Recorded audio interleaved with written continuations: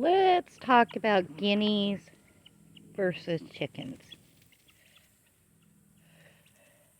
These guys are the clowns. They're so funny. Of the fowl world. Or the poultry world. These guys are hilarious. Let's discuss raising them from Keats. That's what baby guineas are called. Hi, Waldo. And that's George. And the other one, the smaller one, is Gertrude. Um, Baby Keats compared to chicks. Baby Keats are so much easier to keep in a brooder. They don't poop in their water. So much easier. They don't flick their food all over the place. And yeah, baby chicks, if you've ever raised baby chicks, their food is going everywhere. They poop in their water, you're constantly changing their water out. Baby Keats are so much easier. When they get older, they do get active. They do try to fly.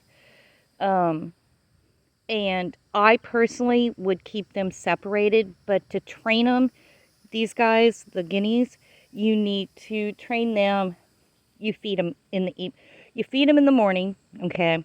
But then in the evening time, you give them a treat, okay?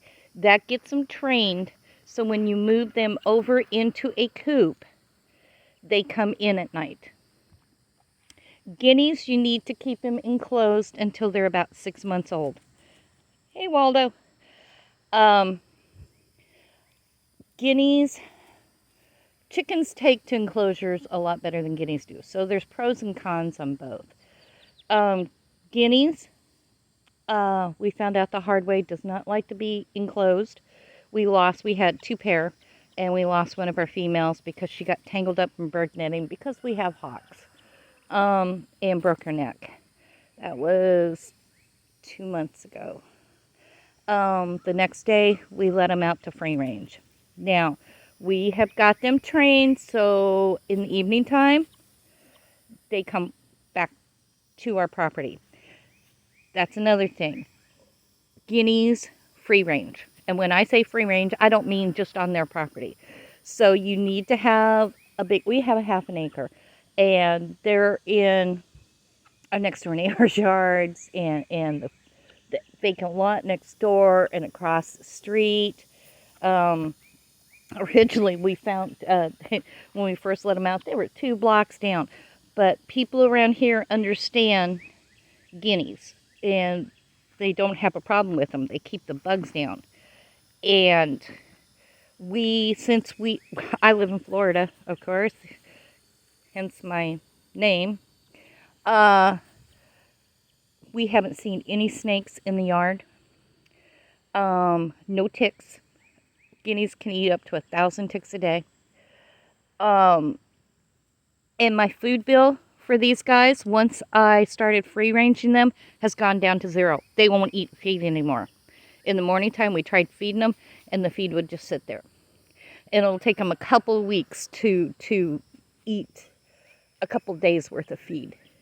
They'll nibble on it here and there, but they get their evening treats. I give them scratch and veggies or hard-boiled eggs, or things like that. My feed bill for them has gone down to 0. My feed bill for my chickens, yeah, I go through about 200 bags or 200 pounds of feed every month, plus scratch every other month. So cost effect wise, these guys are so much cheaper to feed. Yeah, like I said, once you get them out of their coop area, okay, then I told you I had them trained. So in the evening time, all I have to do is go, guineas, dinner, and they come running. No matter where they are, they'll start squawking, and you'll hear them, and they'll come running back home. Most of the time, they're in the yard, and occasionally, they're actually already in the coop waiting for their dinner. But, yeah, chickens versus guineas, Yes, they can be loud, but you can see them right here. This is the normal day. They don't make any noise unless there's like somebody comes into our yard or somebody drives by. They're like our little feathered watchdogs. But yeah, they can be loud.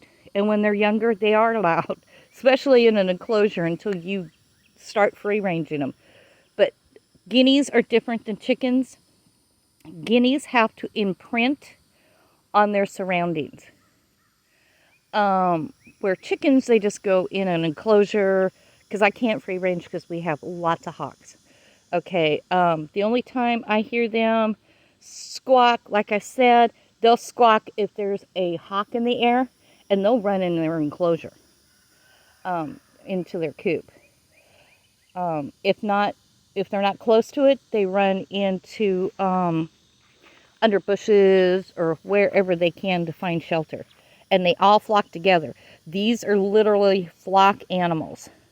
They have flock mentality. So yeah, they're good about that. Hey Waldo, what you doing, bud? So yeah, there's pros and cons to both.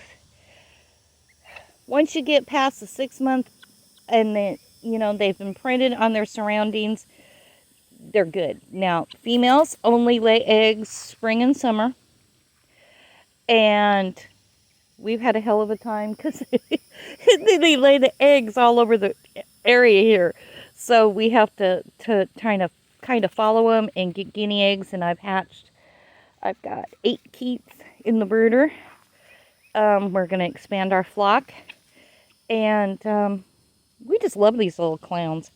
They are so funny. Hey Waldo, where are you going? But yeah, guineas aren't for everybody. If you live in an urban area, you're not going to want guineas. They're noisy. They're going to be noisy. They're going to be in the neighbors' yards. They're going to be, yeah. But if you live in a rural area and you don't have, I mean, I've got a neighbor behind me and they love the fact that they eat the ticks and stuff like that. They don't mind the noise, you know. So we're lucky in that sense. So, but they wouldn't be good for urban area. But if you're in a rural area like we are, as you can see, we're rural, then, you know, they're great. Yeah, they're going to be wandering, but everybody knows we've got guineas here. And so if they see them, they just leave them alone. What you see? But yeah, these guys, once I got them up to 6 months old, they don't cost me anything to keep. No, they don't, do they? That's George, the one in the front. So yeah, I just thought you'd like to have the guinea experience from somebody that actually has guineas and is raising guineas and give you the pros and cons. Yes, they're noisy. Yes, they wander. But they cost me $0 to raise once they get up to a certain point. They eat layer feed. That's what these guys were raised on. And yeah. Huh. Yeah. How well though. And they're so funny. They're just little clowns. You know, when I shake that food container and say, guinea, guinea, guinea dinner, they all come and run it, especially Waldo there. He'll put his head down and he's like a little velociraptor. They're after bugs right now. Hubby just mowed, so they're trying to get all the bugs out of the grass. But anyway, just a comparison of chickens and guineas. And guineas are not for everybody. I'll say it right now, but I find that they're not as dumb as people think they are. But, you know, hi Waldo. They're not cuddly animals. They don't let you pick them up, but they'll come up to me. What's wrong? You gonna talk to me? Gonna talk?